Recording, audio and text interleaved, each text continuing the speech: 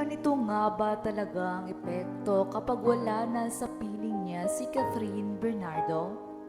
Talaga namang maraming nanghinaya ngayon kay Daniel Padilla dahil sa naging sitwasyon at madalas na kalagayan nito. Ito'y ayon sa mga sources ni Christopher Min na masasabing legit pagdating sa chika.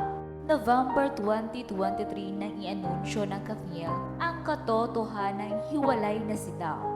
Ito nga ay nagpalungkot sa marami, mapasolid Katniel man o hindi. Dahil marami ang umasa na sa kasalan mauuwi ang relasyon ng dalawa ngunit naghiwalay rin. Mula noong maghiwalay ang Katniel, marami pa rin ang umaasa na muling magkakabalikan nito, lalo na ang mga solid Katniel fans. Dahil din sa mga sweet moments ng dalawa na hindi pa rin talaga nawawala.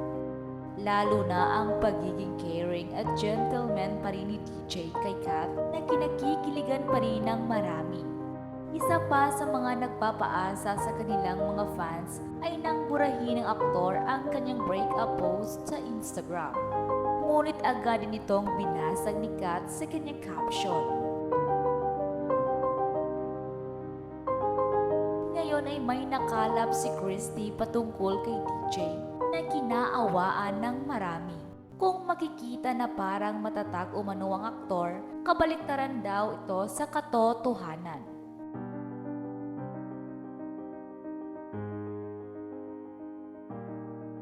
Tila doon daw kumukuha ng lakas ng loob si Daniel at nagbabaka sakaling magbabalikan pa sila ng long-time girlfriend. Pinayuhan naman ni Christy si Daniel na maging totoo na lang at baka ito pa ang daan para magkaroon muli siya ng chance kay Catherine.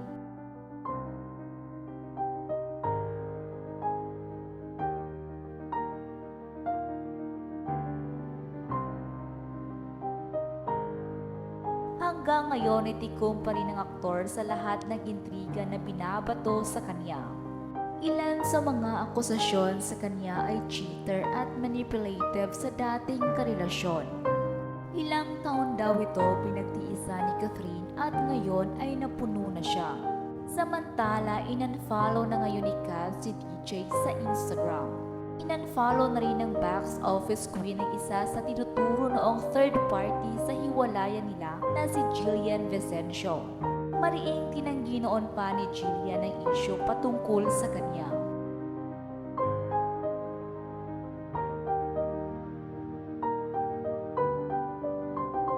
Nakasama ng Katniel si Jillian sa Netflix series na Too Good to Be True. Bukod kay Andrea Brillante, si Jillian ang tinuturong third party sa relasyon ng Katniel. Ngunit laking tanong ng marami kung bakit in-unfollow niya ito kung walang kinalaman sa hiwalayan.